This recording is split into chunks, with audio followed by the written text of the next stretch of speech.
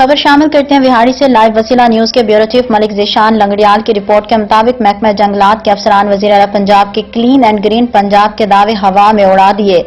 روزانہ لاکھوں کی بنیاد پر محکمہ جنگلات کے افسران ہی نہروں پر لگے درخت چوری کروانے لگے۔ میڈیا کی طرف سے موقف لینے کے لیے رابطہ کرنے پر خبر لگانے کی صورت میں کرپٹ مافیا نتائج بھگتنے کی سنگین دھمکیاں دینے لگے۔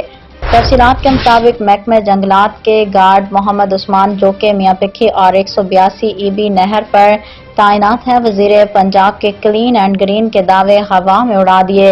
رات کے اندھیرے کے بعد اب دن میں بھی دیدہ دلیری سے لکڑی چوری کروانا شروع کروا دی۔ عثمان گارڈ جو کہ عرصہ دراز سے یہاں تعینات ہے، نہر میں کھڑے اور نہر کے ارد گرد درختوں کا صفایا کروا دیا۔ کروڑوں روپے کی لکڑی ہزاروں میں بیچ کر اپنے پیٹ کا دوزخ بھرنے لگا۔ جب اہل علاقہ نے اس کو رنگے ہاتھوں لکڑی چوری کرواتے ہوئے پکڑا تو کہنے لگا جو کچھ کرنا ہے کر لو، اس کا حصہ اوپر افسران تک جاتا ہے، آپ میرا کچھ نہیں بگاڑ سکتے۔ جب اس بارے میں بلاک افسر غلام مصطفیٰ بھٹی سے بات کی گئی تو اس نے بھی ٹال مٹول سے کام دینا شروع کر دیا۔